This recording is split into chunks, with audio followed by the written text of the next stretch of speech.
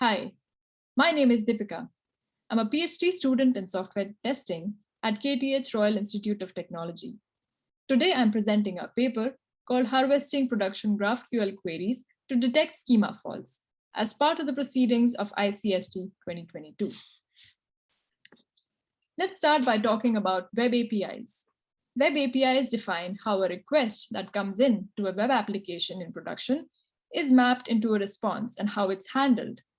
Web APIs come in many flavors, such as the well-known REST, as well as GraphQL, which was open sourced by Facebook in 2015.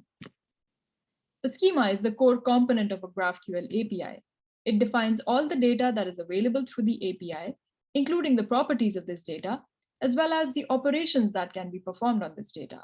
So for example, in the schema that we see here, we have an interface and an enum, as well as two data types called video and teaser respectively. And for each of these data types, the schema also defines their properties represented as fields. So for example, a video has a URL, which is a string.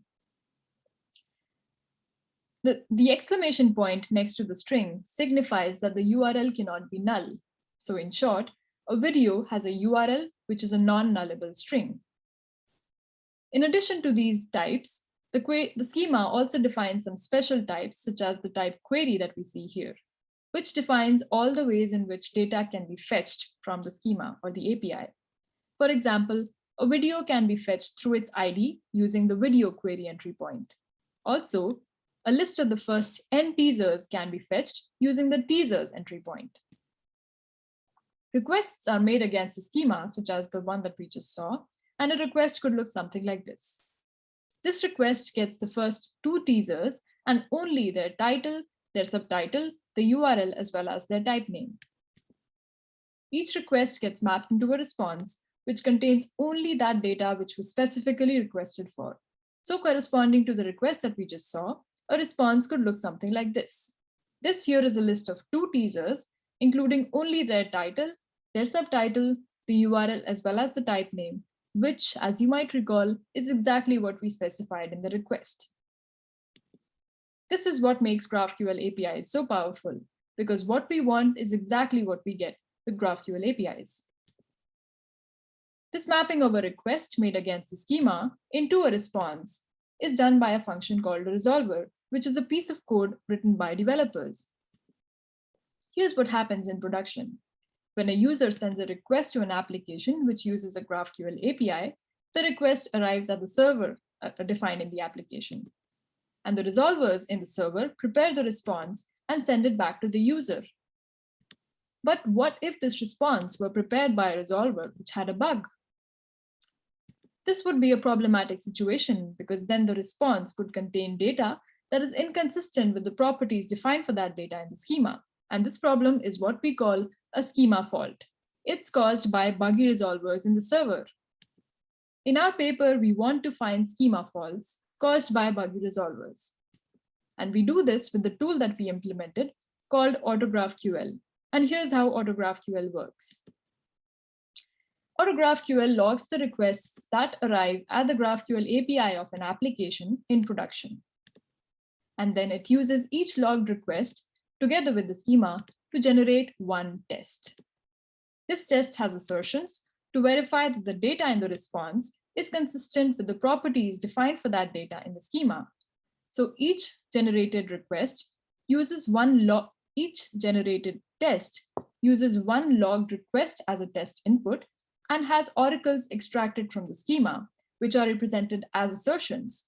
So, for example, if a video had a URL which is specified in the schema as being a non-nullable string, then the generated test would have assertions to verify exactly these properties for the URL. This would mean that a failing assertion can indicate a schema fault caused by a buggy resolver. We evaluate AutoGraphQL on two case studies, and we discuss these case studies now. The first case study is FrontApp. FrontApp is the primary website for our industrial partner called Redeye, which is an investment banking company in Stockholm. FrontApp is where Redeye publish their articles and their updates and events. It's implemented in Symfony in the backend, and it uses a JavaScript frontend. It uses a combination of both REST as well as GraphQL APIs. Here's what FrontApp looks like. It's a modern web application with lots of features for users to play around with.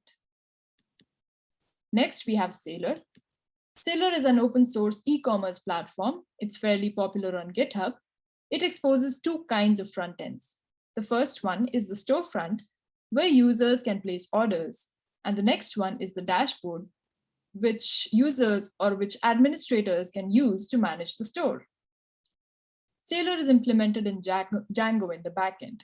It uses a TypeScript frontend, and it uses a GraphQL API. Here's what a Sailor deployment looks like. On the left, we have the storefront, and on the right is the administrator dashboard. Let's talk about some metrics for these case studies. For FrontApp, the schema defines 92 data types and 875 schema tuples, where a schema tuple means a mapping that is unique between a data type defined in the schema as well as each of its fields. Since FrontApp does not have any automated test suite that covers any part of its schema, the original schema coverage for FrontApp is 0%. AutoGraphQL monitors FrontApp for a period of 33 days, during which it logs requests that come in from actual user interactions in production. So this amounts to a total of 24,049 queries that AutoGraphQL logs for FrontApp in production. Next, we have Sailor, in which case the schema defines 460 data types and 1,884 schema tuples. Sailor is a very well-tested project, so its original test suite covers nearly 76% of its schema. We deploy Sailor locally and interact with its front ends, and corresponding to these interactions, AutoGraphQL logs 334 unique requests. Let's now talk about the results from these experiments, starting with FrontApp. Corresponding to each request that AutoGraphQL logs, it generates one test. So this means that AutoGraphQL generates 24,049 tests for FrontApp. And of these tests, 157 fail, which leads to the discovery of 8 schema faults. The generated tests cover 426 of the 875 tuples in the schema of FrontApp. And this leads to a schema coverage of 48.7%.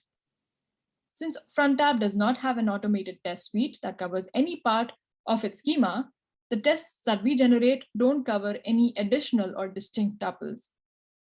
Next, we have Sailor, for which AutoGraphQL generates 334 tests, and none of these tests fails, which means that we don't discover schema faults in Sailor. However, the tests that we generate cover 506 of the 1884 schema tuples in Sailor, or a schema coverage of 26.9%.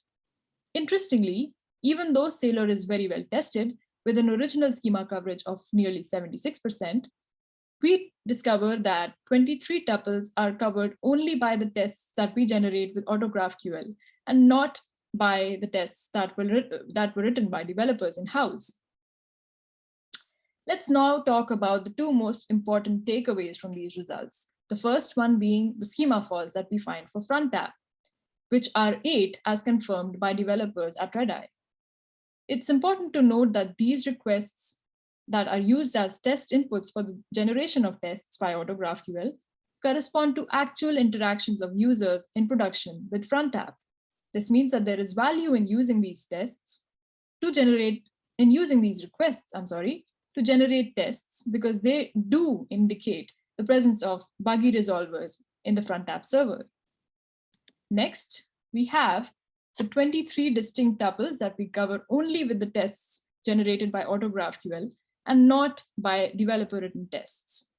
This means that production usage corresponds to actual usage by users in production, which may include situations or scenarios that are not accounted for by developers when they write tests. These are very important results, but there are still a lot of things that can be done for test generation for GraphQL APIs. One situation could be to minimize the generated test suite, as well as prioritize the execution of the generated tests. And this might be very useful in the context of a continuous integration pipeline, for instance. Next, we have AutoGraphQL that currently supports query requests that fetch data from the application. But an interesting addition would be also to support mutation requests, which change data in the application. Another very interesting direction would be to see if we can evolve the generated test suite together with the changes in the API and the schema. In conclusion, I would like to say that GraphQL APIs are very popular in the industry today, and a lot of products that we use every day rely on GraphQL APIs. However, only a handful of solutions exist to automatically generate tests for these APIs. We propose one such solution in AutoGraphQL, which harvests production requests and uses them to generate tests automatically. The benefits of these tests are that they can detect schema faults or buggy resolvers or bugs in the implementation of the schema and the server. And they can also complement developer-written tests because they reflect actual actual production usage of the applications. With this, I conclude this presentation, and I invite you to check out our open source implementation of AutoGraphQL on GitHub. And thank you for your attention.